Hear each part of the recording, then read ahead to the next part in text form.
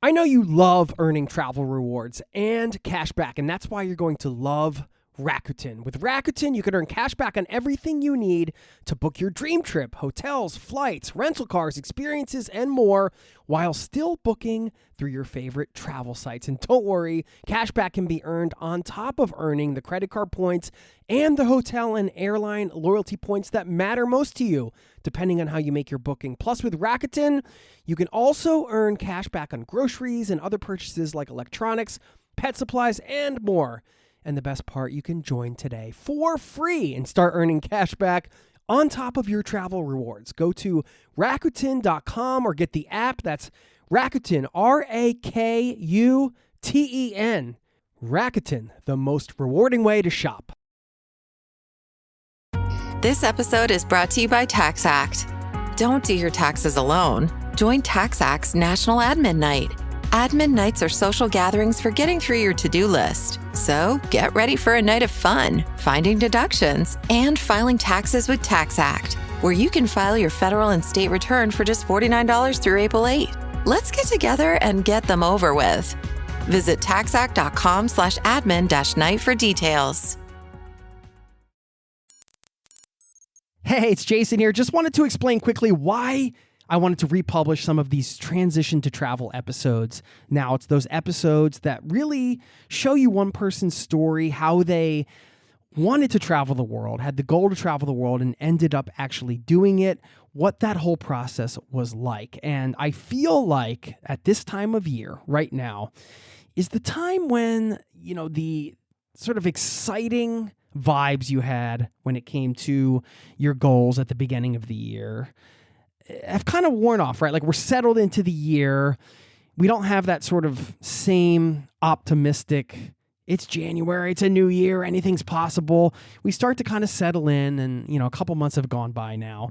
And I thought these episodes would be great to republish now to revitalize any of those travel goals you have, to remind you of the power of just embracing travel if that's something you want in your life, and planning for a trip, how that can impact your life, what that whole process is like for some different people, and how even that trip before the trip, the decision to take a long-term trip, how that can change your life in some dramatic ways, and just a lot of different themes related not just to travel, but how just deciding to choose travel can make a huge impact on your life. And I thought this is a good time to put these out there. So I just wanted to share that and get you pumped up from some of these episodes you're going to see in the feed this month. Thanks for listening. Today's one of those special shows where you really get to see the impact that travel can have on you as an individual. This is part of our Transition to Travel series, and in these shows, I do 2 separate interviews over a period of months or sometimes over a year. In this case, I talked to my friend Lance, who took a leave of absence from a job he's been working for a long time to take a long trip. He's been married 25 years. This is something he's always wanted to do. So we talked to him just 3 weeks into his trip, and then you'll do a little time traveling, and we'll skip ahead, and you'll hear the interview I did with him after his trip, 8 months later, when he was home for about a month. What happened? Did he end up going back to his job? Was he able to just reintegrate back into a quote-unquote normal life? We're going to talk about the whole process leading up to the trip. He'll give some advice on how he worked that out with his spouse. He's been married for 25 years, and he ended up doing this trip on his own. He wanted to do it on his own. So you can hear how all of that played out. He'll share some advice on solo travel, how not to get so lonely when you're out there on your own, how travel may or may not change your relationships. You'll hear his thoughts and so much more. This took many months to put together. It's all in today's interview segment. I know you're going to love it. Special Transition to Travel episode coming your way now, so buckle up, strap in. Thanks for being here, and welcome to the Zero to Travel podcast, my friend.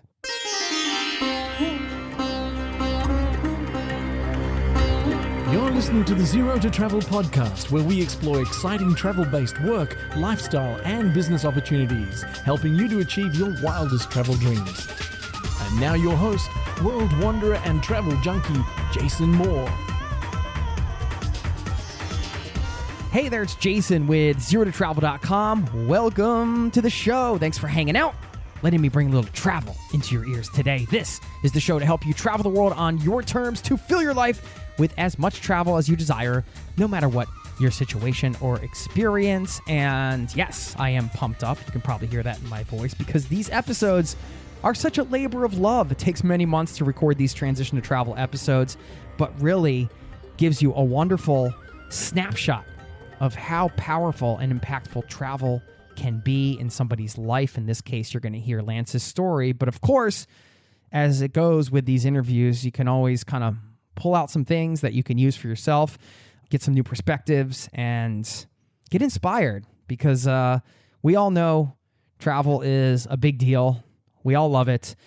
But these episodes are good reminders just to see how much just the simple act of travel and getting out there can impact your life and maybe even lead to insights that give you ideas for new ways that you can impact the lives of others and serve others. And so it goes around and around and around.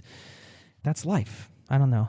Am I getting too mystical? I might be going on a little mystical tip. Anyway, so just be prepared. This is a snapshot interview. You're going to hear the first part. I recorded with him just 3 weeks into his trip, and then we'll skip ahead and you'll hear how everything went 8 months later, a month after he is home.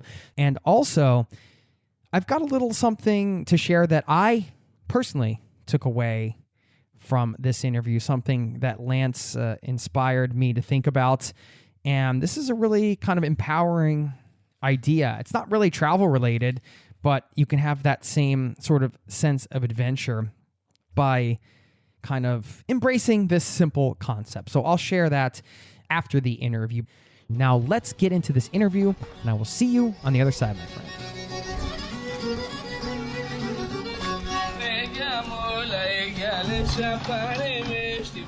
There he is. Hello? Hello. There we go. Hey. Hey. How's it going? Good. How about you? I'm good. What's going on? Not much. Just hanging out in Albania, enjoying the summer, the good weather. Yeah. How long have you been there? 3 weeks yesterday. Okay. And is this the first destination? Yes. Yep. First stop. So First stop, Albania. First stop, Albania. Not something you hear very often in a sentence, right? That's unique, huh? Yeah, it is. And we're recording because I figured, what the hell? I don't want to miss any of this at all. So, Great. Can I start asking you questions or what?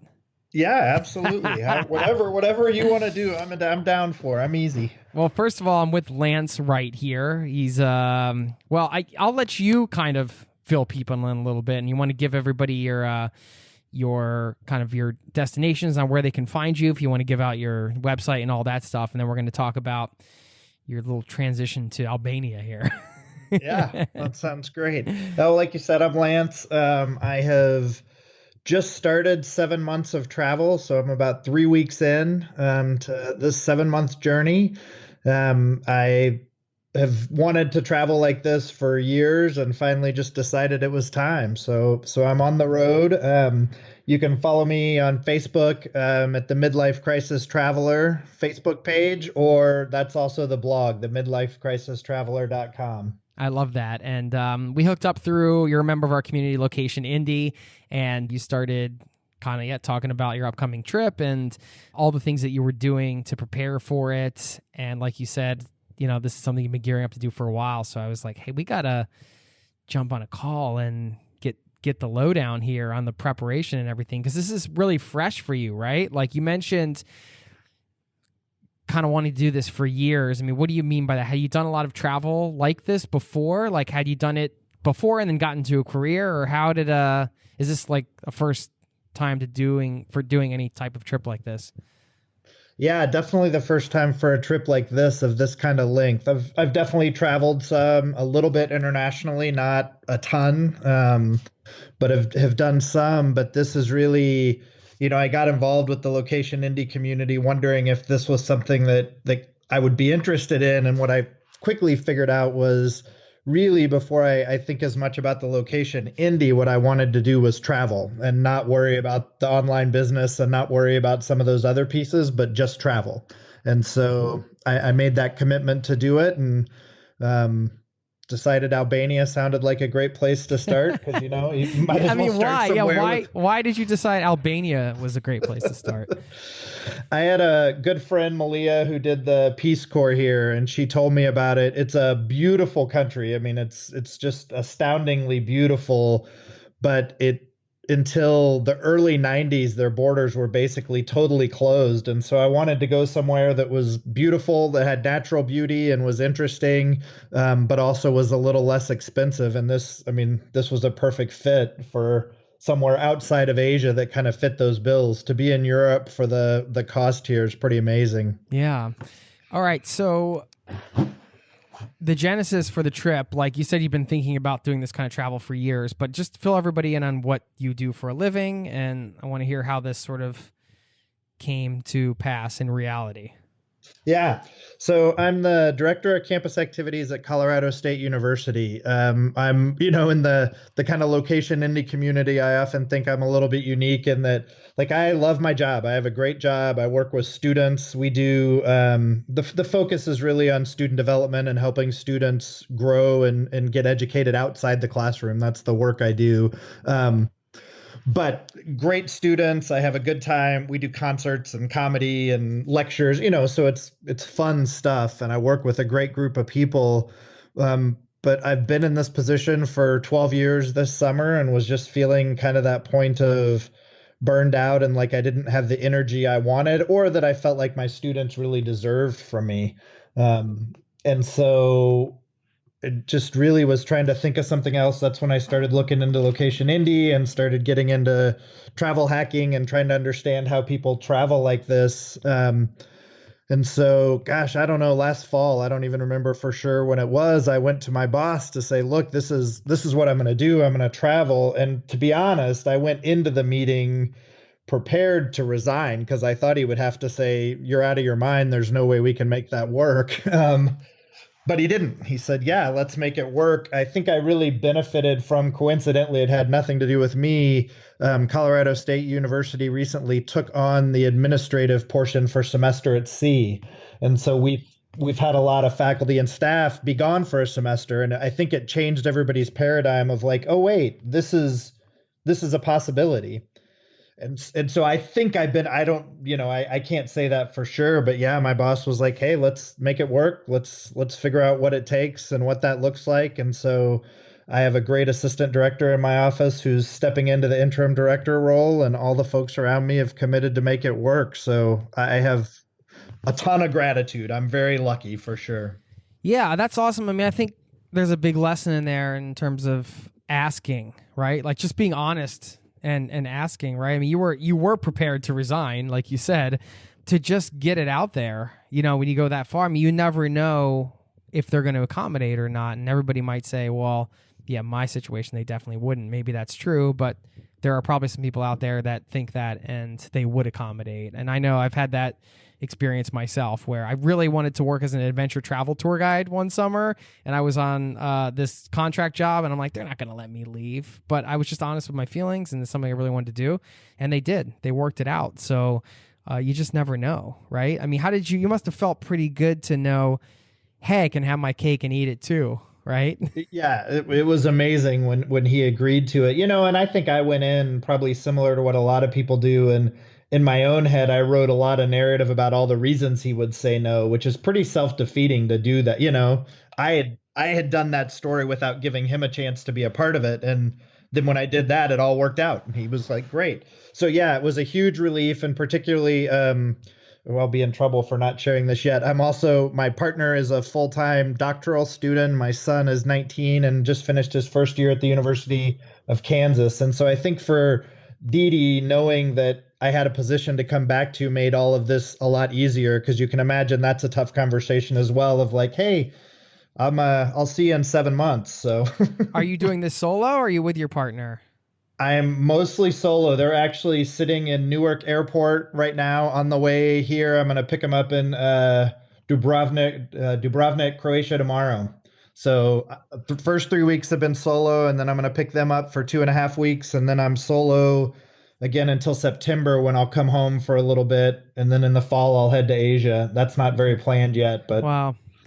Yeah, I don't know if I realized that you weren't going to have your family with you, or I mean, that's a whole different thread. I want to explore that in a minute, but I think one thing that also makes your situation unique in regards to the conversation that I usually have on this podcast is that a lot of people are leaving jobs they don't like, which I think is a pretty easy call to go travel. Like, if you don't like your job, save up money, go travel, do it, right? But you were on the brink of, giving up something that you enjoy, and thankfully you didn't have to do that. That kind of, to me, shows the level of commitment you had to make this happen. And also, you said the tough conversation with your partner. Yeah, how did that evolve for you? Do you have any advice for people on that? Because, I mean, especially if you're in a long-term relationship, it's like, you still need to be fulfilled as individuals. I mean, and this sounds like this was like a big thing for you. Like you just needed to do this, right? Mm-hmm. Yeah, absolutely. And I think, we definitely had a breakthrough moment. We went back and forth, and I was like, so like I said, she's a full-time PhD student finishing up her doctoral degree. And I said, I'll wait until you get done. We can go then. And really, it took a lot of back and forth until she got to the point of being pretty honest with me and saying, I don't want to travel that way. I love to travel, but I don't want to be gone for 7 months. I don't have an interest in that. And at that point, I think, so I don't know that I have advice, because I feel like I got a little bit lucky, but that made it a lot easier to be like, great, I'll go. She's out of this deal in the next 7 months while I'm gone. Her and my son are coming, and we're doing Croatia and Greece. And then in the fall, she'll come to Thailand, and we're going to go stay at this ridiculous Hilton, the Conrad Hilton on Koh Samui for 6 nights with points. And, so she's doing 2 amazing trips in 7 months the way she likes to travel, and I'm getting to do this. So it just took a lot of, I mean, again, I am hesitant for advice, but it took a lot of honest conversation and a lot of, I think I owed her an explanation of why the hell do you want to do this? And so I had to really figure that out and be able to answer that. And I've wanted to do this since I was in college, and I never have. And I think, I lost my dad in 2015 and my mom in 2016. And at that point it was like, I'm 48. I'm not old, but I'm not going to wait until I retire, because who knows what will be available to me then. I might be able to travel, I might not. And so I think that mindset of I'm going to do this now because I know I can, and there's never a good time. So let's just make it work. Yeah. Yeah. That's great, man. I mean, sorry to hear about, some of the things you've gone through recently with the deaths and everything, but yeah, certainly strong reminders, to say the least, about taking action on some things you want to do. And it struck me when you said, she was very honest with herself that this isn't the type of traveling she really wants to do. I mean, I think that's hugely important, to just be honest with, like, hey, what is the type of traveling you want to do? If this isn't like in line with what your partner wants to do, it's okay to take separate trips, in my opinion, and to do things separately like that. You might think this is the kind of traveling you want to do, and it probably is, but this is all new to you as well. You haven't had this travel experience yet, right? Yeah. So 3 weeks in, I was actually just thinking I need to put together some kind of blog about sort of what I've learned, where I'm at now. So this is a good practice run to think through some of that out loud. So thanks. Yeah. Well, where are you at now? So far, no regrets. Really happy I did this. Really happy I'm out here doing it. I'm very excited to see Dee Dee and my son Jared. We're going to have a great 2.5 weeks and go to some amazing places. I think I've learned a little bit about, I'm older, frankly, than most of the people doing this. And so what does community and connection look like? And that's really important to me, I think, to be connected with other people. And so I just actually over this past weekend solidified a workaway deal in Bern, Switzerland for a big part of August. And so I'm excited to have. I realized and I learned that I need to plan a little more. I'm not a planner and I like flying by the seat of my pants, but I also realized to find the community, I need to be intentional. And so that's probably been the biggest learning of if left to my own devices, if it's not, if I'm not meeting people easily, I may just stay in the room and keep watching Parks and Recreation. And that's not why I'm doing this. So, Right. Yeah. I mean, giving yourself sort of built-in community with some of these projects. It sounds like you're signed up for something in August. What will you be doing there? Yeah, so it's a family. They have a garden and some housework. They've got 2 kids who they want to practice English. So just kind of helping with the general stuff. It's in Schwarzenberg outside of Bern. So it's a beautiful area and, 4 or 5 hours a day. And then I have time to explore. So I'm really excited to give it a try. We'll get back to the interview in just a moment. I know you love earning travel rewards and cash back, and that's why you're going to love Rakuten. With Rakuten, you can earn cash back on everything you need to book your dream trip, hotels, flights, rental cars, experiences, and more, while still booking through your favorite travel sites. And don't worry, cash back can be earned on top of earning the credit card points and the hotel and airline loyalty points that matter most to you, depending on how you make your booking. Plus, with Rakuten, you can also earn cash back on groceries and other purchases like electronics, pet supplies, and more. And the best part, you can join today for free and start earning cash back on top of your travel rewards. Go to Rakuten.com or get the app. That's Rakuten, Rakuten. Rakuten, the most rewarding way to shop. This episode is brought to you by Fandango. People say fans are too distracted these days, but the truth is, when a great movie hits the screen, you show up, you stay glued, invested, part of the story. And without fans like you, there'd be no cinema magic, no shared moments. So head to Fandango.com to get tickets, stream, or rent or buy top movies and series. Fandango loves fans. Now, back to the show. All right, so you have the checkpoints where your family's coming out, so you know you're going to be at those places at those times. And obviously, you just signed up for this thing through Workaway in Switzerland. Is the rest of the trip planned? I mean, it sounds like you have the general areas, but have you booked flights and things like that, or are you straddling that fly by the seat of your pants versus planning thing? It's funny because whenever Dee Dee's going to be with me, it's pretty well planned. So she'll come to Thailand on December 10th and we're doing the Conrad. And then my son will fly out. We're not exactly sure when, but we'll probably do Laos and some other places wherever he wants to go in Asia. But so I'm home in September. It's Dee Dee's birthday and my son has a family weekend at college. So I'll be home for a couple of weeks then and do all that stuff. And then I'll go from there back to Asia. Yeah. And right now, the time they're not with me, except for August in Switzerland, is pretty much open. I don't have flights reserved yet. I don't know exactly when I'm headed back to the States for that time in September or when I'm leaving again in October for Asia. So it's pretty fly by the seat of my pants. But like I said, I've done some learning, so I think I'm going to invest some more time to make sure I'm a little clearer about where I want to go and what I want to do in Asia.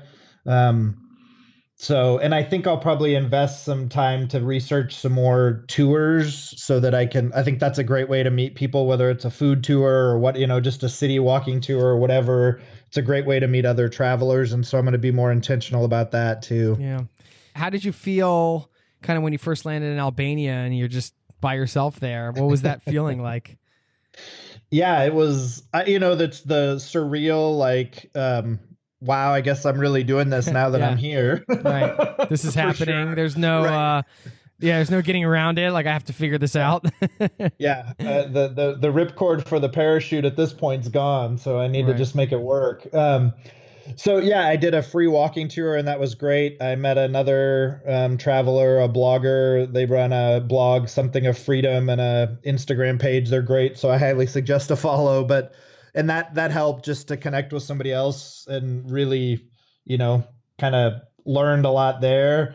And then just tried to lean in. And I found one of the things I really love doing when I'm traveling is finding a pub or a bar where I can kind of find a bar stool that seems like it suits me. And so I found that place in Tirana, Albania, and hung out for a few nights there, and the owner invited me to his birthday party, but unfortunately I was gone by then. So I was like, okay, darn. this is Yeah, working. that's like the thing you wait for to happen. Right. Yeah.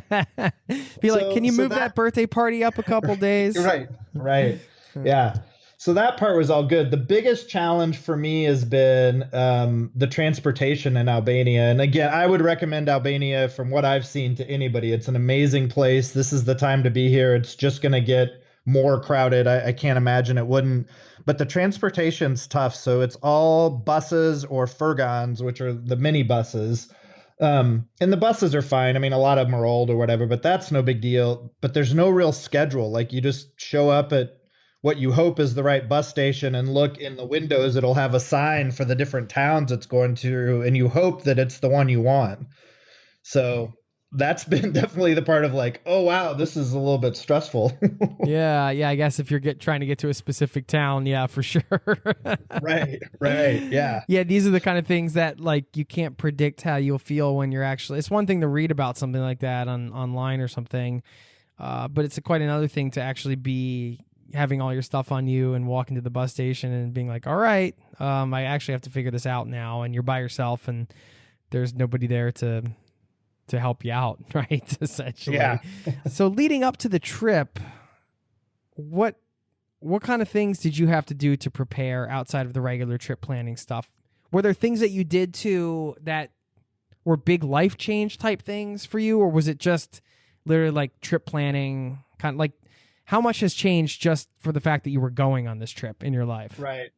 Well, I guess maybe this is where I would give some advice to people. Don't move the weekend before you're going to leave for this kind of trip. Right. That's what I did.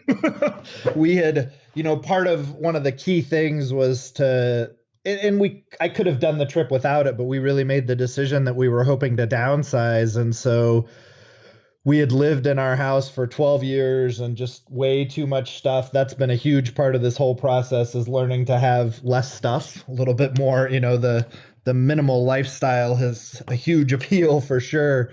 But I mean, has getting into travel like fueled that in some way? Yes, absolutely. And just the recollection of I'm going to stop. I'm a collector. I always have been. And so I'm just trying to really shift. I'm going to collect experiences and not stuff.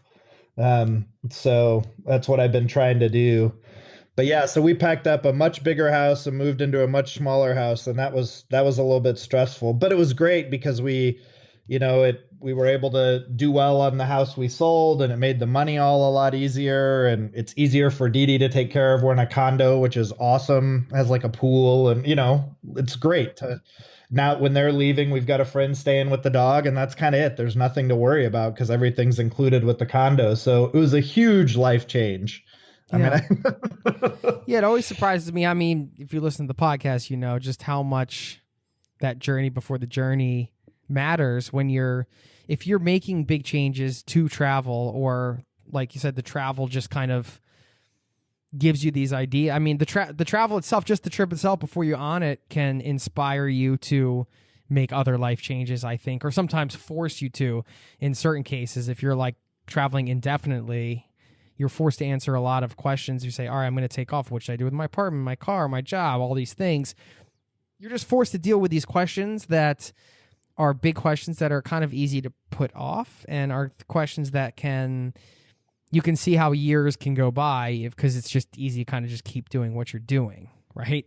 Yeah, for sure. I sold a car, and so once my son came home from college, I was using his for a little bit, and then had to figure that out for a few weeks. And so I think the trip definitely became the impetus for a lot of those kind of questions and again, I'm not traveling indefinitely, but still push me to, like you said, have to really answer some of those. And I think for me, it was really a values clarification conversation about, in my own head of what's going to be important to me. And I collect old lunchboxes and old toys, and I love that stuff. I get a lot of joy out of finding them and things like that. But ultimately, it's not where I want to be at this point in life. That's I'm a different person than I was 10 years ago or 20 years ago. And so it really was great values clarification. I love that phrase, really, values clarification. that is so well said.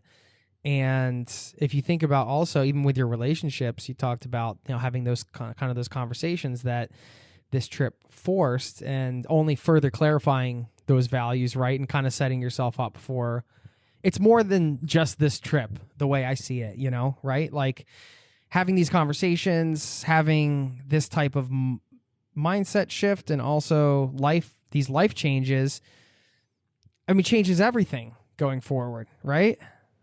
Yeah, I think so. I feel like it's been a pretty transformative process. And, so my son just finished his first year of college. That's a big transition. And we have one son. And so I think we had questions about what's that going to look like and what's the empty nest thing going to look like. And luckily for us, sometimes I almost feel bad about it, but it's been great. Like, it's been like, yeah, he was ready. He's a smart kid. We're happy. He's doing well at college. And so that transition has been great, but also provided a lot of clarity too, I think, about what Dee Dee and I want to do once she finishes school and gets all doctored up. So yeah, it's been a year of a lot of that sort of, literally. Yeah. How does your son feel about this new path? This is totally different for him, right?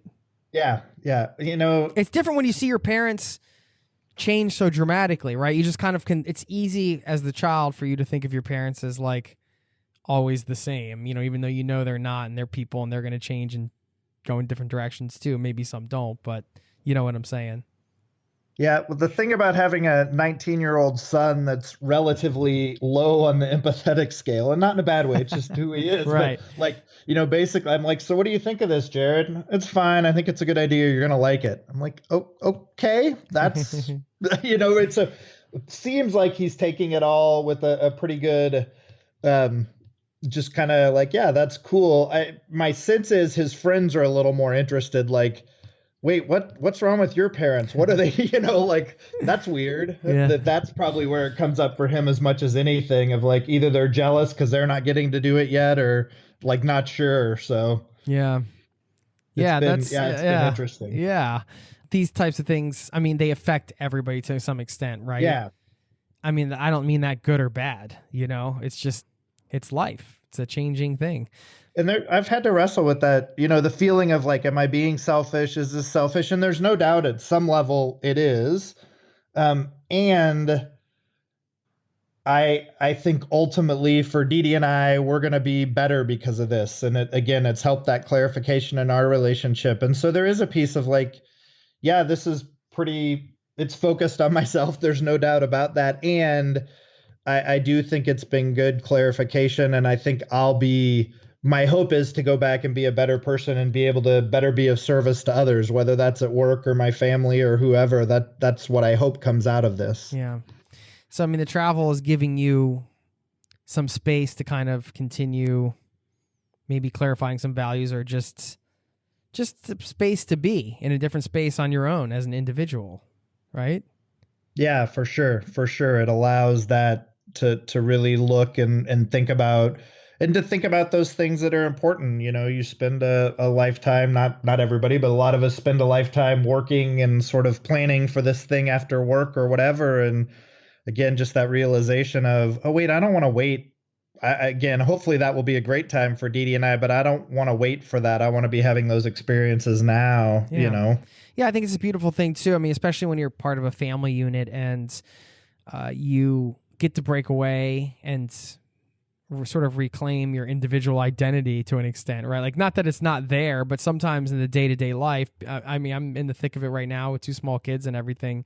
It's like there's not a lot of time to just like use the word selfish, but I don't think it's selfish. It's just kind of reconnecting with yourself, Yeah, I like that reframe. And you know what, like, we've been parenting Jared for 19 years, 18 of those, he was the focus, and I'm happy we were able to do that. And I think, he's traveled more than I have. He's been able to participate with a group called People to People, and as, freshman in high school was going to Vietnam and Cambodia and had great experiences. And so we really invested a lot there. And so it's nice now to be able to see him be mostly well-adjusted and finding his own, way into adulthood and be able to explore some things for ourselves. Yeah. It's interesting that I think the name is funny, so I'm not knocking it. I love the brand they came up with. If you were going to blog about this, the Midlife Crisis Traveler was, right? Yeah. And I know you're just doing it kind of for fun right now, right? Like it's not like a business thing, but just they're just writing about your travels and sharing, from what I understand through our conversations and everything that you're posting in the community and all that. But like, did you struggle at all with the name? Because I definitely don't. I mean, I feel like there's a lot of negative connotations with the midlife crisis, right? Like, oh, it's like the guy's gonna go buy a yellow convertible and try to be young again or something. But it's not that at all. I mean, it's totally different from that. So I thought it was interesting that you named it that. I mean, tell me about that. I just want to hear your thoughts. My tagline too after that part is I don't have it right in front of me, but instead of a motorcycle, I'm going to travel for my midlife crisis. Yeah, that's so right. Yeah. I mean, I think having fun with it. Yeah, and it does have some negative connotations, and the reality is for me, it's been real and it's been impactful to go. And my parents were older, and so that definitely, I think, shapes my journey quite a bit by having older parents than most people my age. But it's been real, and it's been an important time to grow and mature and try to change. And I did pretty intensive therapy, which I'm happy to share because I think everybody should. But and so it's been a real thing and a real challenge. So it's definitely tongue in cheek in some ways. And in other ways, it's an acknowledgement of like, I'm not going to pretend that somehow this isn't what's happening for me. It really is. There's, the questioning and the like, so is this it? So, here I am at 48 and this is the job. Is this kind of it? And the answer I came up with was no, there can still be some stuff that's different and there can still be some change, which I think it's easy to resign yourself to, this is it, whatever it may be. Right. That's the crisis part of it, I guess. The real life crisis part of it is, it's funny because you can have these sort of generic images, midlife crisis or whatever. But like when you describe it in that way, how much change goes on and hitting this crisis point of, hey, like I do want to do something different. How does that look? How do I go about that? How do those conversations happen? And there's no magical formula, right? You kind of have to go into it and just kind of go through the muck a little bit, right? And I think for, without getting too far into the philosophical, but for me, it had a lot to do with being a man and how I've been socialized around what my masculinity was supposed to look like and what that means, and trying to break free of some of that, to be honest. I think there's a strong paradigm in the US about what masculinity should look like or what it means to be a real man. And I think at some point, just trying to explore some of that, there was a little bit of like, oh, wait, some of that, what I've been told I'm supposed to be is just kind of bull. I need to, and I'm not satisfied with that. I want to challenge that or do something different. I want to connect with other men in real, emotional, meaningful ways and not be limited by these, sort of characters of what it means to be a man. And so that's been helpful. And I feel lucky to be in an environment that supported me to kind of question some of that, because it's not always easy to question. Those socializations are strong and people they don't like when you start to question some of those ideas about what identity can look like or is supposed to look like. Yeah. I love that you're sharing this because probably something that doesn't get talked about enough. What was the biggest challenge around that for you?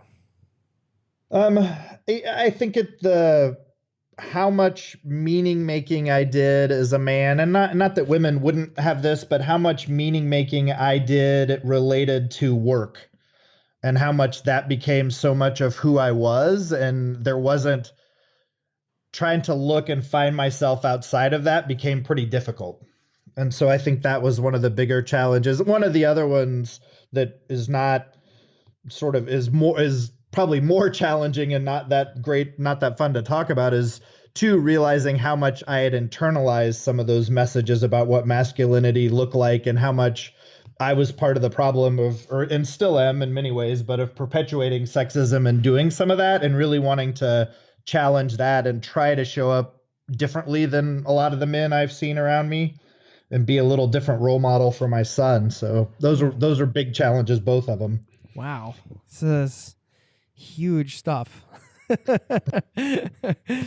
Yeah, I mean, Yeah, it also takes courage to start to be critical about yourself around those things, right? Like first you have to, I don't know the exact process step by step, but just thinking off the top of my head, I mean, first you have to kind of generate this self-awareness around these things that might be automatic, right? Like you said, they're so internalized and you're so socialized in a certain way that it's automatic. It can come from it. It just seems to be a natural part of who you are, but who you are changes by becoming aware of those types of things that you want to change, right? And I think I benefited a lot because this is a lot of the work I do with students. And at some point you can, you have to kind of look in the mirror and think, gosh, I ask students to really examine whether it's gender or race or class or sexual orientation or whatever. I ask them to think about those things in some really hard ways. And I'm not doing that reflection. That's probably a problem. I'm probably not as good at it as I could be if I would be doing that. And so I think the environment that I've worked in made it easier to do, I can imagine if I was working on a construction crew that sort of doing some of these things could be tougher. And again, that's part of the issue, I think, for men is we don't have those spaces. So I was really lucky to be in a space that encouraged that. So I don't take that for granted for sure. Yeah. I mean, you're certainly not alone in that. It's a lot easier to take a look at somebody else's sort of situation and I think about a friend and lend them an ear and just be like, oh, well, it's obvious you should probably do this because this would be better for you. Right. You can't really say that. And you can't also, it's just easier to take it from the outside perspective in somebody else's situation and what to change. But I love that you keep bringing up kind of the students. And one of the things you said about, maybe taking a break from the work and things like that was it wasn't just for you, but it was that, hey, you didn't feel like you could serve them in a certain way if this isn't something you did for yourself. And I think that's really key too, kind of looking outside of yourself. And especially when it comes to the job thing, which, if you're not able to perform at a certain level for those people that you serve, then maybe that's a reason outside of you to maybe consider making a change, right? Yeah, for sure. And if the business you're in, so to speak, is working with people and investing in others, I think you've got to have a reserve of energy that really is maintained to do that well. I don't make widgets. And so it's not, hey, what's the quality of that widget? I'm investing in people's lives. And so when you do that and you're doing it in a way that's not really fully committed, that, I didn't feel good about that. And I feel like I was in that place a little bit of, I'm not on a regular basis able to bring my best self and do this work. And so I need to do something to get back to that. Yeah. Well, having some ability to follow your journey a bit as you've led up to this trip has been a real privilege to see you go from, working through all this stuff, like the move and all the stuff you've been doing to now talking to you and you're in Albania. Because I wasn't sure if you were actually on the trip yet because we were trading messages earlier and we were talking about the time zone and I was like, oh, I hope he doesn't get the time wrong because it's my time. And then you're like, oh no, it's 7:30 my time too. I'm like, where is Lance? Where is he right now? How is the food in Albania, by the way? It's good. So it's heavily Mediterranean influenced for sure. And depending on where you're at on the coast, there's definitely a bigger Italian influence, which for me is great. I love pasta and, because it's so healthy for you. Good seafood, all of that. The more traditional food has been really good too. There's a lot of different meat and, things like that they do in some pretty creative ways. What the best thing so far though has been the tomatoes. Oh my gosh, they've been unreal. Oh, so good. If you like tomatoes, I suggest Albania for sure. They've been wonderful. And so, in the Greek salad kind of stuff, the tomatoes and cucumbers and fresh vegetables have been really enjoyable. We'll get back to the interview in just a moment. Now, back to the show. Do you mind if we check back in and have you on, like maybe later on the road, down the road on your trip, so we can hear about some of your adventures and maybe what the trip has taught you at that point? I would love that. And I want to just say thank you for having me on. And I just, what an honor I consider that to be able to share some of this. So thanks for that investment of your time. I really appreciate it. And I would love to talk more for sure. No, that's great. No, I appreciate that. you come on and you're willing to share in such an honest way, because this is what we do here. We share stories, and it matters. It matters to hear people's perspectives and the things they've gone through, because I know there's some people out there listening that some of this stuff's going to resonate with, and that stuff matters, man. It helps people get out on the road or do the other things they want to do too. So thanks for coming on to share, and we will continue to follow your journey. And I know it's not bringing you to Norway from what I know, but as of today, it's not, but you know what? You never know. So it wasn't taking me to Switzerland last week, and now it is. So. Right. Well, yeah, man, I look forward to catching up with you and hearing how it's going. And just congrats once again on everything you've done to get to this point. So well deserved, and go have some fun. Thank you. I appreciate it. And picking up the family tomorrow, so we're looking for a good time. Yeah, it'll be fun. That will be great. Cool. Yeah. We'll chat soon. All right. Thanks, Jason. I appreciate it. Take care.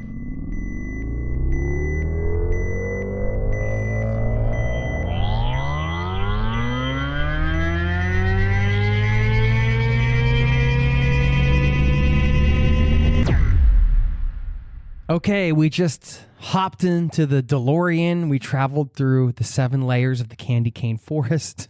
We've jumped ahead in the future.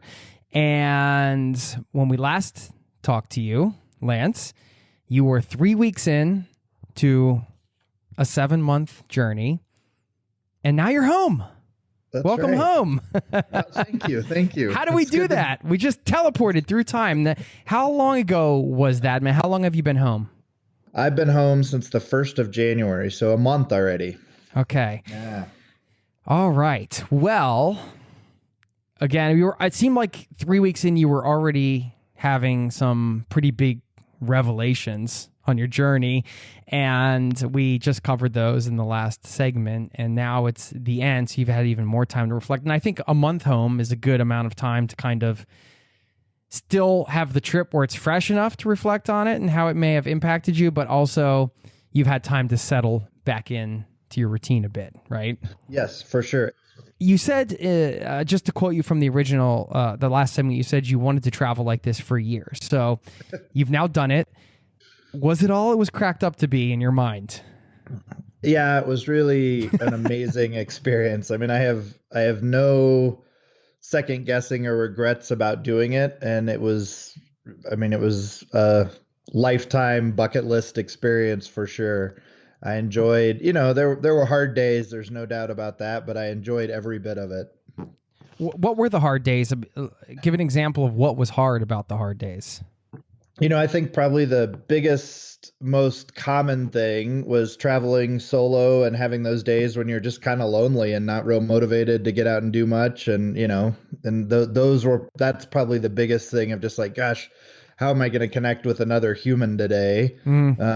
And usually that was easy, but not always, again, there were some of those days that were tougher.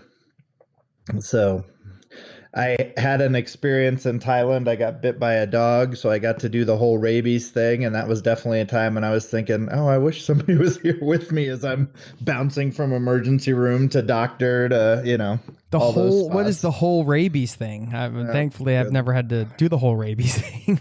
Wow. Try to avoid it if you can. So it's when you get bit and you're not vaccinated, you have to have, and I'll say this wrong, it's like immunoglobulin. I mean, that probably wasn't even close, but you get a series of shots right after you get bit, including right where the bite is. And so I got bit in the thumb. It was just a tiny little bite, but they put 8 shots right in my thumb. Oh. And then another, then you get them in that arm and then a bunch in my ass. And it was fun. And then you go for the next 4 or 5 shots that is just the regular vaccine over the next couple months. So okay, wow. I visited hospitals in Thailand and Taiwan, and where was I guess my last one was in Taiwan. Yeah.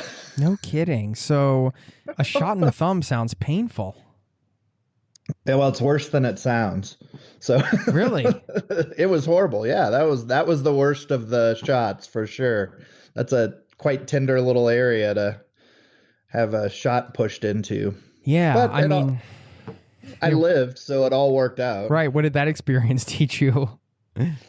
Well, of course, the first thing I thought when this all happened was stay away from dogs because you're not vaccinated, which I knew. But yeah, it was a little stressful. It's nothing to mess around with because No. if you were to get infected, you die. That's kind of it. So Gosh.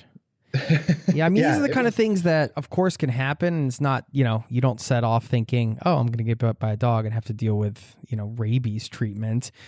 But, it's also these challenges that, I don't know, they do shape your travels or you in some way. Also, it's not like you wish them upon yourself, but I suppose there can be some value in them as I well. mean, it's a funny story now. It wasn't when I was in the middle of it and trying to figure out if I got No. it. The first round of treatment I got didn't include the more emergency, the quick shots you needed, and so I was pretty sure I didn't get what I needed, and Yeah. so trying to talk to my doctor and all that. Yeah, it was a little bit stressful. I had a couple of sleepless nights. Mm. What did you do to connect with people on those lonely days? You said, you weren't sure if you'd be able to connect, and then inevitably, sometimes you found some ways. Do you have any tips for people wanting to connect and who are solo traveling that have worked for you? Yeah, I think a couple of things. I'm a big fan of the free city walking tours and just kind of joining a group and then, being that one person who's willing to talk to other people and kind of get the group going.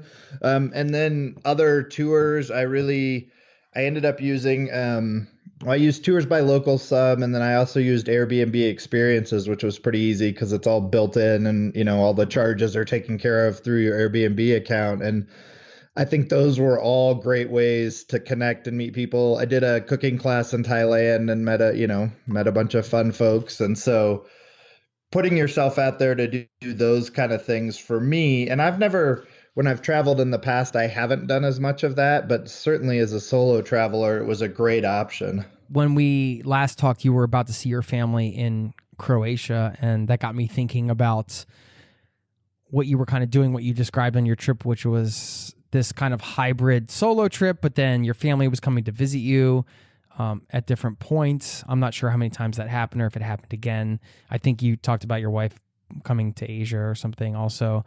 How did that all work out for you in terms of the experience that you structured for yourself with the solo travel and having the visits from loved ones?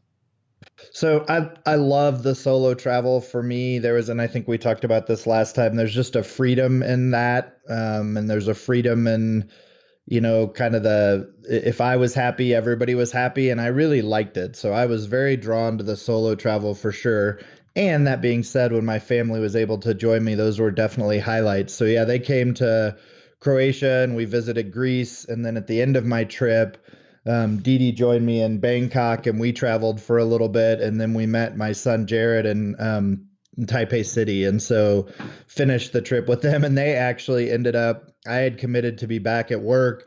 They ended up staying another week and a half and going to Japan, which was kind of a cool thing to see. I mean, I was a little jealous, but it was cool. How did your experience of being away from them and also whatever happened with your travels, and that's, all the personal stuff that shifts you in whatever way. It's hard to describe a whole entire trip like you've just had.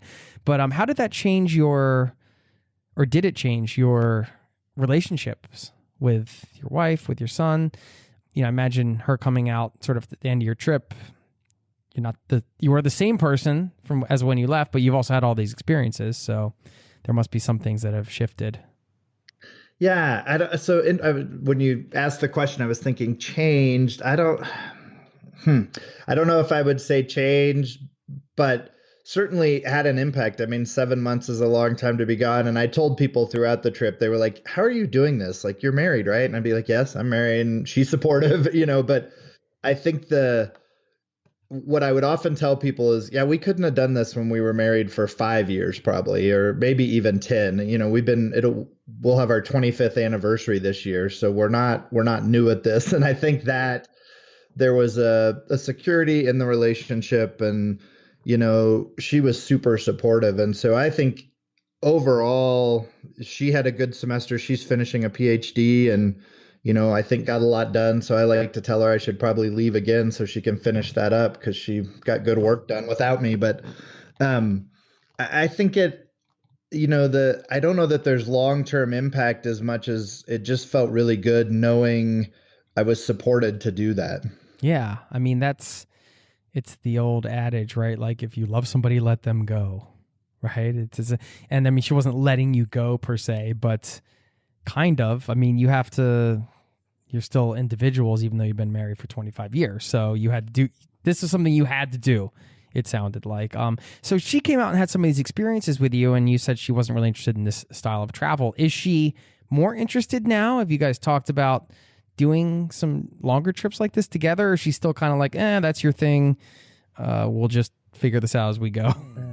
Well, I mean, she ended up doing 5 weeks at this in trip, which is longer than she's ever done. So I don't know if she'd give me any credit for that or not, but it seems like there was definitely an openness. And then, like I said, her and my son Jared kept traveling, and so I think there was an interest and an openness and a little more fire for the international travel. Right after I got back, we went to Nashville. Kara and Nate, who are YouTube vloggers, were having a party to celebrate their 100th country they'd been to. And so 750 people turned up for that. And I think it gave Dee Dee a better sense too of I said, you kind of understand my unique crazy now in terms of travel, because when you're in a room with 750 others who want to do the same thing, it's pretty cool. Yeah, absolutely. Get around that energy.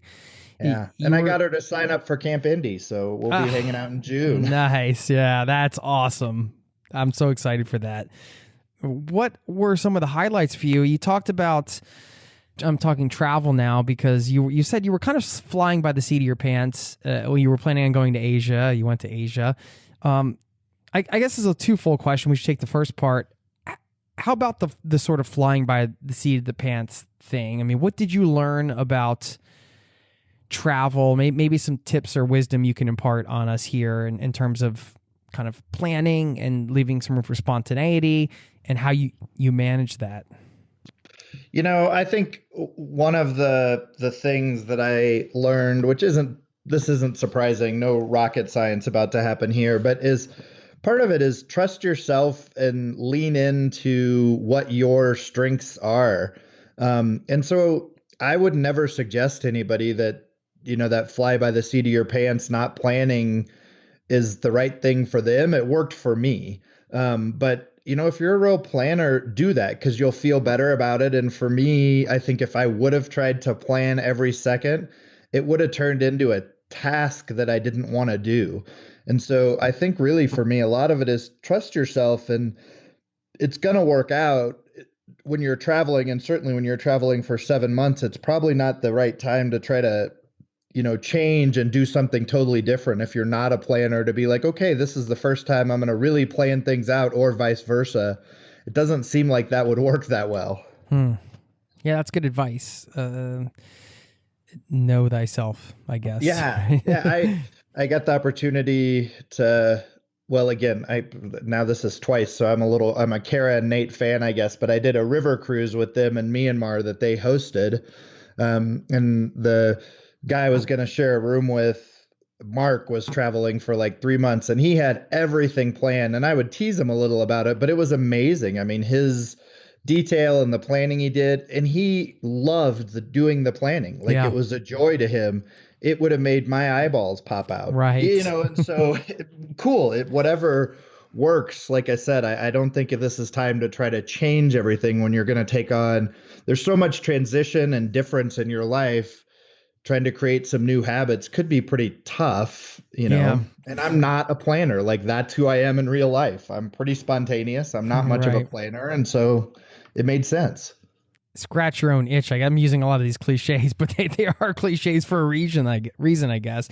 It does come to a certain point though, right? Where it's like, well, if you need to plan everything because you're not able to let go, or you're like being a control freak about it and you want to know everything that's going to happen, I think it can cross over into unhealthy territory where you have to learn to accept the things that come at you. But if you're just love planning, that's a whole different scenario, right? Yeah. And I think, it's the ability to be flexible. I think probably no matter how much you plan, things happen, right? And so whatever it is, things happen that might disrupt that. So the ability to be flexible with it, But like I said, for me, I would have the moments. I think, in Chiang Mai, and I got to a co-working space and sat down one day and hammered out a bunch of flights, and that felt good. But I wasn't, I didn't need to do that in May before I left. No.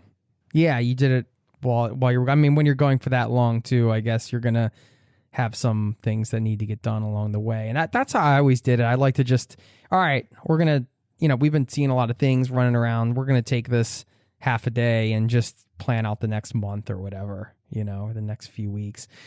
And that can be fun too, because you don't really know how you're going to feel 3 or 4 months into a trip, right? Did you find that the whole thing kind of ebbed and flowed? Because when you travel that long, you're traveling, but then you do kind of have these, I don't know how to describe it, but these ebbs and flows, I guess. Yeah, there were ebbs and flows, certainly, again, in terms of energy and enthusiasm for a place or whatever. But what I will say is I never had really, except for maybe with the rabies thing, I never really had a single moment where I was like, gosh, I wish I wasn't doing this, or, I never had any of that wonder. I was always happy to be doing the traveling and be on the road. What are some of the highlights for you in terms of the travel sites, countries, things that you got to do? Maybe it's small moments that you experienced that stand out the most. I'm not sure. I think one of the coolest things is there's not any place I wouldn't want to go back to. Like I was enamored at some level with every place I went. Probably the one place that I felt like, gosh, just didn't live up to what I had hoped for was Rome. And my main response to that is I got to go back and do that again, because I must have done something wrong. People love it, so I need to go back. And so I feel really fortunate, I guess, kind of an overall highlight of like, it was just an amazing experience to be in all of these different places and experience them. And I would love to go back to any of them.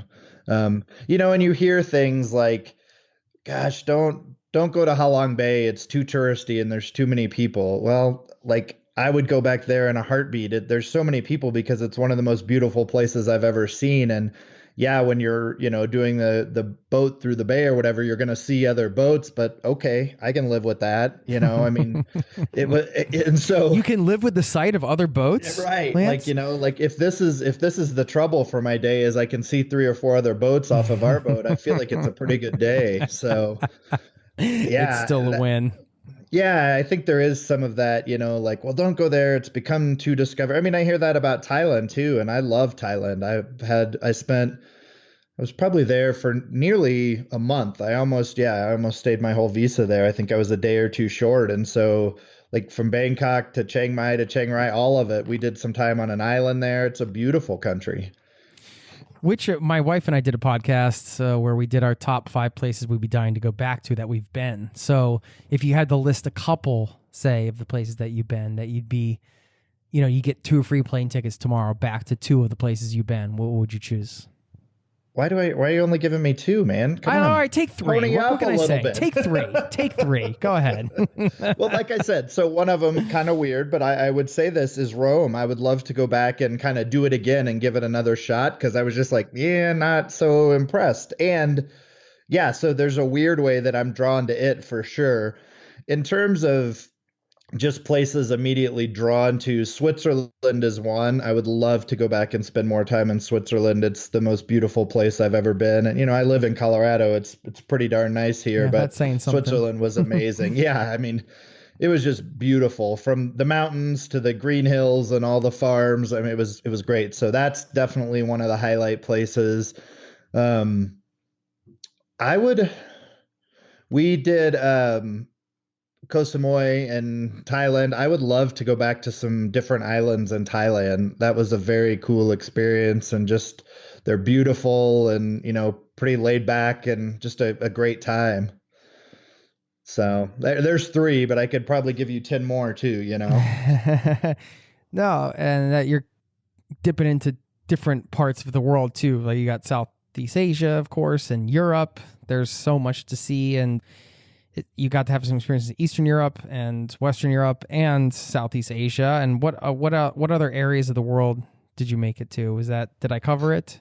Yeah, that was mostly, Yeah. I did go to Japan, which it doesn't feel like the rest of Southeast Asia to me. It feels pretty standalone and amazing in its own way. But Mm. yeah, Yeah, so that's a place I'd really love to go back to because I only spent a handful of days there, but it's there's so many wonderful things to do there. I think it's a little expensive, I guess, but it is. Yeah, it's expensive for sure. I did a workaway there. So I kind of structured my workaways. I did one in Switzerland and one there. And so tried to do those in the countries that were, less affordable. yeah, we talked about that a bit. You did more of those, I guess. I mean, it sounds like that was a strategy you continued to utilize.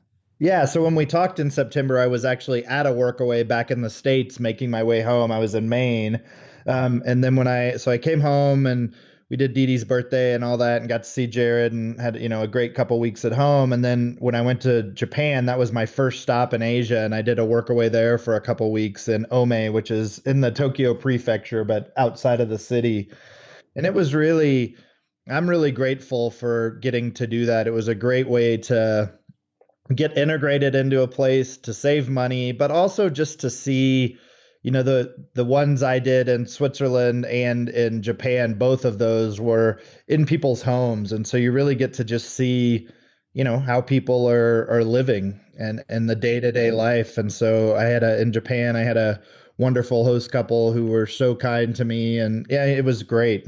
That's wonderful. Yeah, you're getting that experience. And then, of course, you're probably doing some tasks that you don't normally do. And they're getting to have a cultural experience as well that they're opening their doors to. I think it's a wonderful thing because, through the Airbnb experiences, I never actually used the Airbnb experiences. Did you find that was more of like a traveler type tourist experience, or were you able to have those types of connections through some of those as well?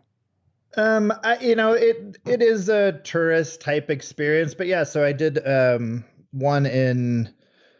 did a tour in Chiang Mai, and it was just a driving deal, and had such a good time with the guide that we went the next day, and she owned a restaurant in Chiang Mai, and so I ate at her restaurant. So it did lead to some of those pieces where it was like, oh, you get to see a little more in, and so I like the Airbnb experiences just because it's so easy on the platform. I'm already really used to and was using a lot. But yeah, I would say it led to some pretty cool opportunities. And, like this is definitely the guide I met in Chiang Mai, somebody I would recommend and say, hey, go use Thai. She's a great guide. And so I think that was a real positive of that.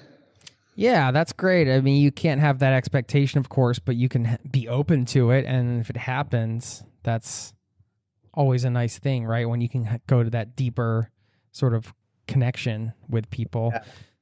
And I was in Hoi An in Vietnam and I wasn't feeling great. And so same kind of deal where I had used a guide there. That one wasn't through Airbnb, but had been booked through a travel company over there. And so we did the first day, and then we were planning to go back out for a second day because we had I had such a good time and wasn't feeling great. So I let him know, hey, I'm not feeling great today. I think I'm going to have to cancel. And she was like, well, come to my house and let me cook you the soup. I feel bad that you're not feeling good. I mean, so just so much kindness, I guess, is what I really experienced. And with the local guides, I really did. I hadn't explored that enough. And now it's one of the things that I'm like, I wouldn't want to go anywhere and not do some amount of time with a local guide just to, if nothing else, just to get to know some different people. Which website was that?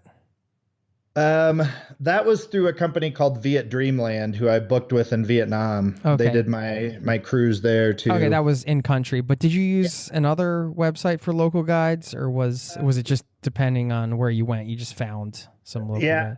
I have done tours by locals, which is tours another by one. Locals. That was the one you recommended. Okay, yeah, it's so they're a third-party company that just helps organize more local tours. I think most of the guides, if they're really hustling and trying to make it work, they're probably on multiple platforms.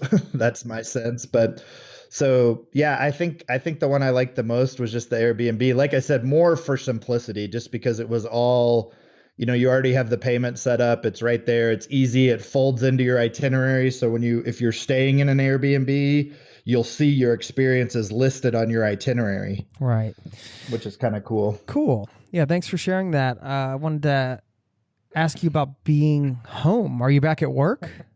I am back at work. I flew in on a Sunday from Japan, which included one night in Hong Kong and a full day in Honolulu playing on the beach, and then 2 overnight flights, and landed on a Sunday and went back to work Monday. Oh, man. That's smart, right? A shock to the system. Yeah, right into it. No runway, so to speak. Well, the way I looked at it, I just maximized every bit of time I had. Mm-hmm. Yeah, that's that's the best way to look at it, right? So what was that like? Just getting back to work and to the routines. Did time feel funny? Did time feel different? Yes, for sure. I mean, you come back and you're jet lagged, so there's that component, but just the needing to be up at a certain time and be in a place at a certain time and all of, and my job's pretty flexible, but still those parameters of what a 40-hour work week looks, that definitely felt weird. But the story definitely gets stranger and more interesting from there, for sure. In what way? Well, I lasted all of 5 days before I let my boss know that I'd be resigning my position in June. Are you serious? Did I bury the lead a little bit? No way. Yeah, it was about a week, and I got through that first week, and I'd had a meeting with my boss on that Friday and came home for the weekend and just had this moment of complete clarity and again, we talked about this before. I have a wonderful job at Colorado State University. I work with amazing people. So I'm not in a position where it was like, this job is killing me or whatever. Yeah. It wasn't that at all. But I just had this clarity of it's time to do something else. And I think what I learned in the travel, one of the big takeaways is I just want to live a little bit differently. I want to opt out of this system that I've been so indoctrinated into and give it a shot to do something different. So I'll work through this semester and I'll come to Camp Indy in June, probably freaking out because I don't know what I'm doing with the rest of my life, and we'll go from there. Welcome to the party, right? I'm doing something and I still don't know what I'm doing for the rest of my life. Yeah, and I feel like I have some good clarity. Like I don't necessarily think I'm an entrepreneur. I'm not looking to start a business. I feel like I'm too old for that. I mean, I'm not, but that's what it feels like. But really, I think part of my role is I think I have a unique ability in supporting others and being helpful in that way to watch others' success and help. Yeah, so I don't know what that looks like in the world of location independence or any of that, but I'm going to figure it out. Hopefully by this time next year, I'll have a better sense of that. And I've got a few ideas in the hopper, but nothing firmed up yet. So we'll see. Wow. Yeah, you buried the lead. That's for sure. I'm actually surprised. Because I knew, through our discussions and just knowing you for a while, I mean, I know you were happy with your job and, working for a university is always kind of a nice thing. And it seemed like you were around pretty good energy overall there. So I didn't expect that. I mean, I thought, of course, that it was a possibility that you might decide that, but I never would have expected so soon either. I am surprised. Yeah, I don't think I expected so soon either. And certainly I don't think Dee Dee did, but she's been a good sport about it. I really had, like I said, it was this moment of clarity. And part of it is I'm not opposed. I would consider working at a university again. I would consider working at Colorado State again if the right thing came up. But some of it was, when I finish this semester, I will have finished 13 years in this position. And part of it is, I think it's just time for some new energy for, I have a great office and campus activities and I want to see it thrive. And I'm not sure I'm the right one to do that going forward. And so, the timing all worked out pretty well to really think about that. And I just want to, figure out a way to, again, maybe different than some of the location indie folks or some of that community. Part of it for me is I really want to focus on having less stuff, spending less money, and living more simply. And so what does that look like? And this is going to force that issue because I'm not going to have any money. So it'll make that easier.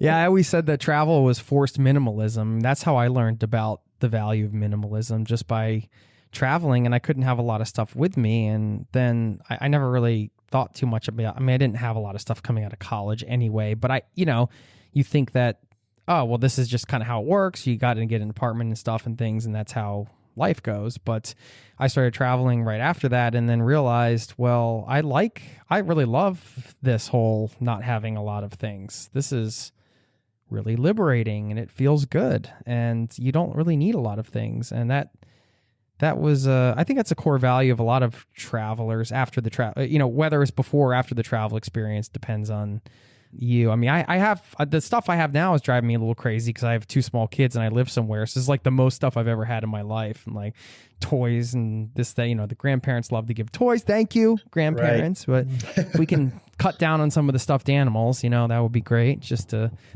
of them are listening to this, by the way. So don't worry. Well, kids are hoarders for sure. So.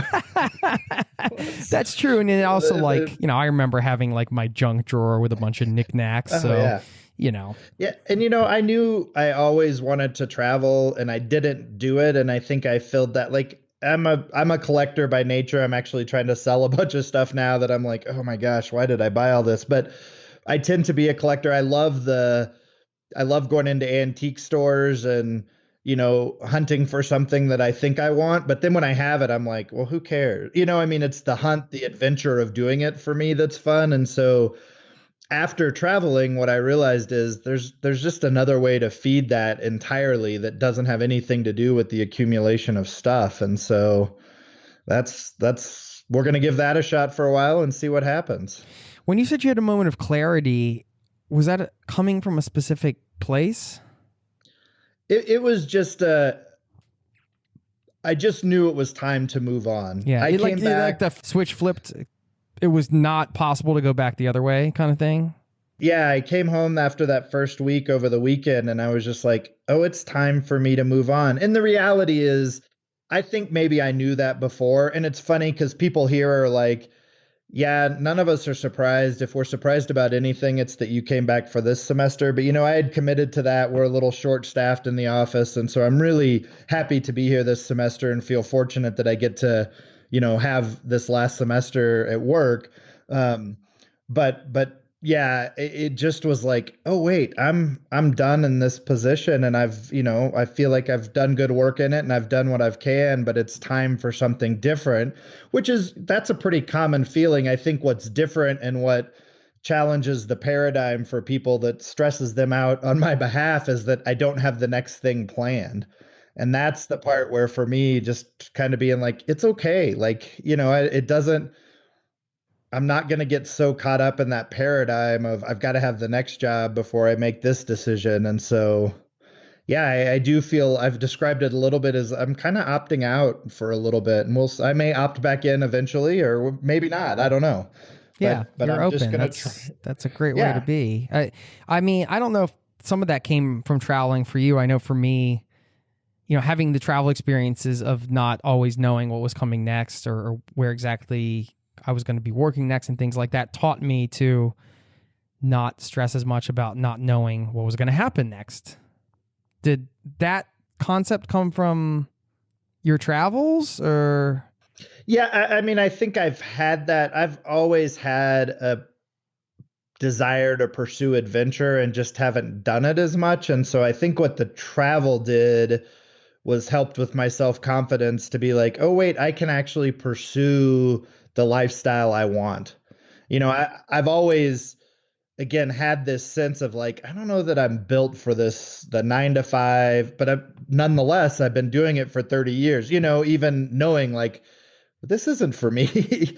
I still sort of contorted myself into the position to do that. And I think what traveling did was really gave me that confidence of like, no, try something different and see, and I'm super privileged and super lucky, whether it's, as I think about multiple different identities, class, race, gender, whatever, of like, I'm going to be okay. And so it's time to take this chance. The challenge obviously is being in a relationship, and it causes Dee Dee some extra stress. And, we're trying to get my son through college. And so, all of those pieces, there's real things out there that matter, and we're going to be okay. So, Yeah, you said kind of knowing, sort of having the sense that that might be the case going into it. But then that's, I mean, like you said too, you said, well, I think you had a sense that maybe the 9 to 5 wasn't your type of lifestyle, but you were still doing it.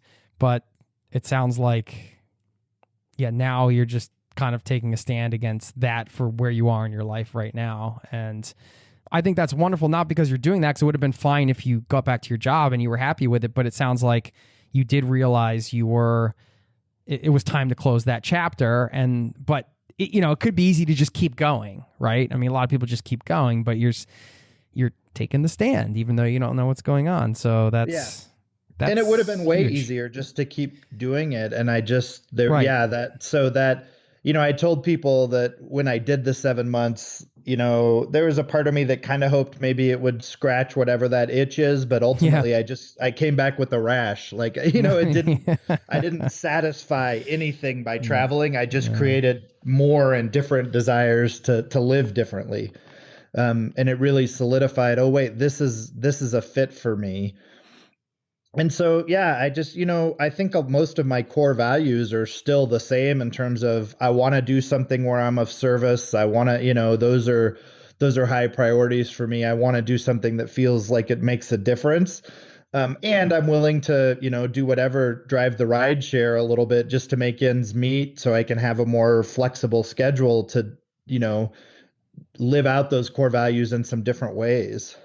Yeah. We talked a little bit in the last segment about your workaway experience and just, wondering, did it feel, coming from working at a university and then, you're cleaning up garbage or whatever, like how that kind of strips the ego away right away. I mean, it sounds like some of those experiences might come in handy going forward if you have to hustle up some things in different ways. And that's a good thing.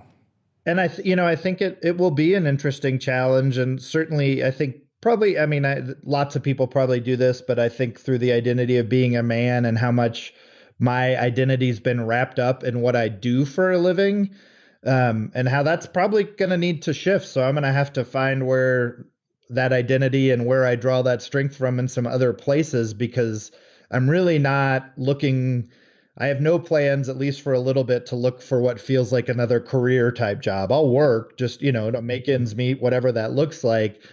But so I'm going to have to find that meaning making in some other places, because it's not going to be through the job. And that's really exciting. And it's also a little bit scary. I've had that thing in my life where it's like, okay, this adds value to who I am and some of that. And I'm removing that, which I think is healthy, because I don't think we should be so wrapped up in, having our jobs define us. And it's scary as hell. It's healthy and scary, both. Right. Yeah, because travel does a lot of, especially in the way that you've done, and now you've come back, and now a lot of things are changing. And I think the phrase you said was just live differently. And I mean, that could be a lot of things, right? I mean, it's like, travel was a big part of your life, but it's turned into so much more. Being minimal and living differently is 2 words, but pretty big statement, right? Like, hey, I'm going to make a lot of different changes, and I don't know where they're going to go, but it's so hard to track your own changes, your own evolutions, your own way of, you look in the mirror and you see, you see a face that's the same, but is getting older, of course. But I'm not talking about you specifically. I'm talking about you as humanity. It's hard to step back and understand, like, sometimes how much you've changed in periods of time, because it just happens. It's like watching my kid grow. It's like I'm seeing it right in front of me every day, but then I'm like, all of a sudden, how did you get so tall? Right. It's crazy. And I think we're so close to ourselves, it's hard to pick up on, like, sometimes how much we have changed. Yeah. And, wherever I'm at in my own development, my latest development is just what I'm eyes deep in. And so it just feels like the normal. And it's like, oh, wait, that's a pretty big shift, or you get the response from others of either, wow, I can't believe you're doing that. That's so cool. Or what the hell are you doing?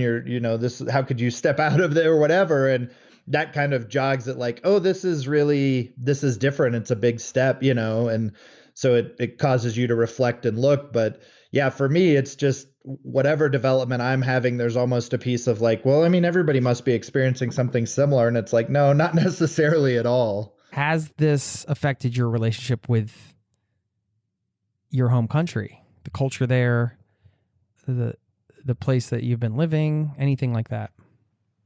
Yeah, I definitely think it has. And I feel very fortunate to have a U.S. passport. I think that grants you a lot of privilege as a traveler. And so I feel lucky to have that. And there's a part of me that's like, yeah, our current political situation and just how divisive things are. There's a part of me, it's like, I would love to be gone for an extended period of time and just see some different places. And I think, talking about cliches, like the world is a big place and there's just so much to experience in such a short amount of time that we have in this one little life we get, And so I do think it's, again, I feel very fortunate to be where I'm from, and there's so much more out there that I'm not satisfied. The flip side of that is there's also tons of travel I want to and could do in the US. I mean, it's a pretty vast country. And so,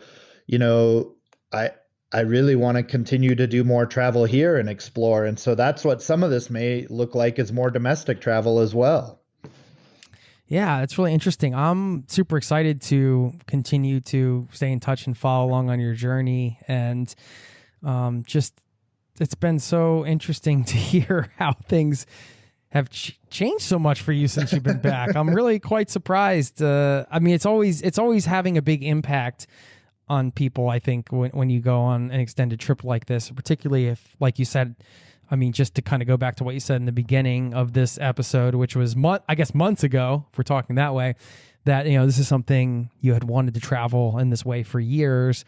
And of course, things happen when they're supposed to, I suppose. And this is happening now, and all of these changes are happening in your life now. And it's really exciting.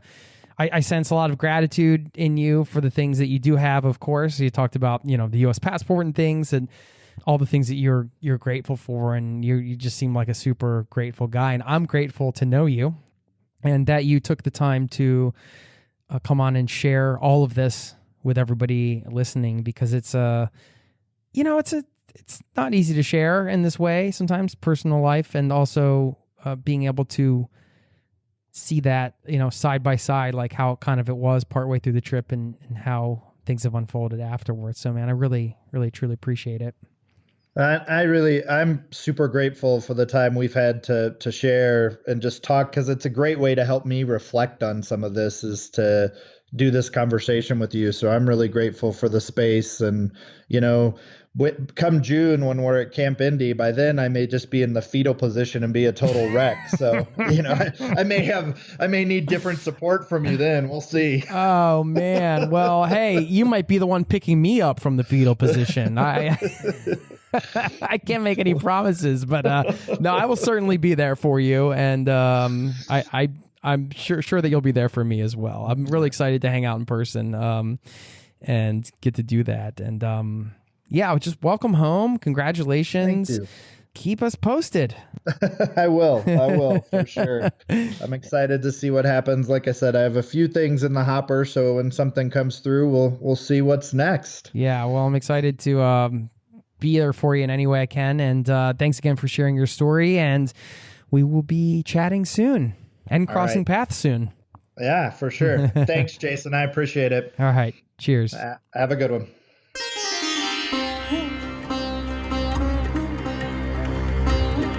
There you have it. Thank you so very much once again to Lance for stopping by the show and just laying it all out there. I mean, these transition to travel episodes always inspire me on so many levels, and I hope it did the same for you. And wow, travel's a big deal, especially if it's something you want to do, of course. But being able to change your life around and make it happen and then do that and have that experience is just so empowering, and comes with so many lessons and obstacles and challenges, and there's just so much around it. So that's why I always love talking about the journey before the journey, that transition to travel, and then hearing from individuals, how trips went, how it changed them. And certainly a month after a trip, like the time I spoke with Lance, the time of this recording, it's pretty fresh. So, maybe even now, this is recorded some months ago, maybe he's got some new insights from his trip. It's like the gift that keeps on giving, travel, in so many ways. But just a little insight that I got from this interview with Lance. One of the things I was thinking about is the fact that we can reinvent ourselves anytime. And all it takes is the courage to just close one chapter and open a new one up. That's it. And I think that can be as exciting as travel, because you're going on a trip that you don't really know what to expect from. And anytime you close a chapter and open up a new one in your life, you are, in a way, starting a new journey, whether it's small or big. And I guess there are different sized chapters you can open up. Maybe like getting married or something like that. It's a big chapter in the book. But there are all these little chapters we can kind of close and open as well. So don't ever be afraid to just open up a new chapter. If a chapter isn't serving you, close it down, get a new one going. No, I just love this idea, and this is empowering. I share these messages on the podcast, not to preach to you, but these are like reminders for myself. And this is what I got out of this interview. Oh, wow.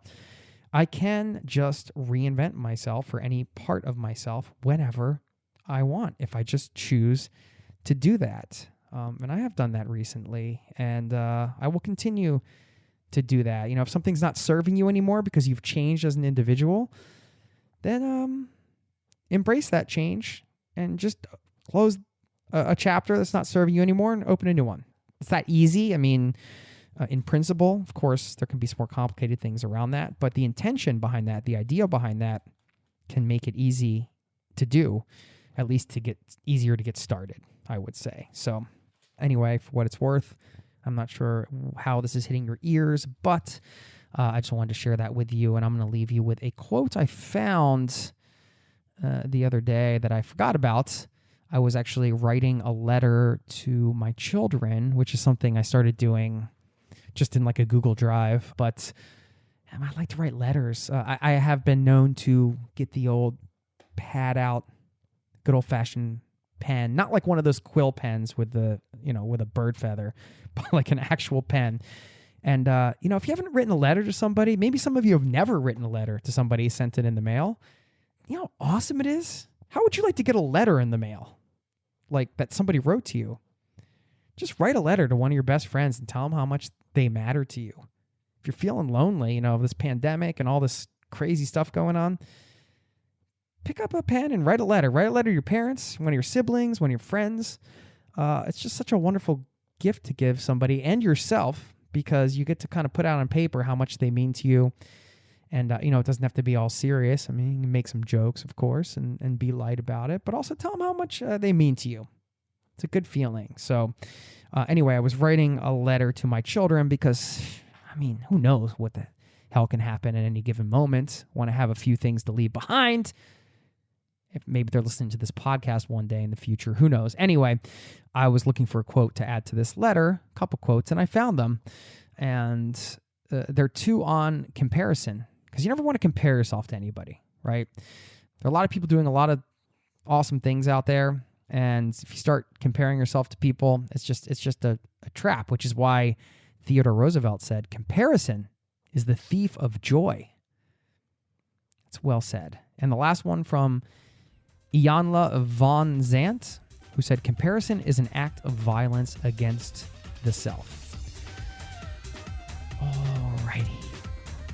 We packed a lot into that episode, didn't we? Have a wonderful day, wherever you're at in the world. Peace and love. I'll see you next time. Cheers. This podcast has been brought to you by ZeroToTravel.com. Ideas and advice to make your travel dreams a reality.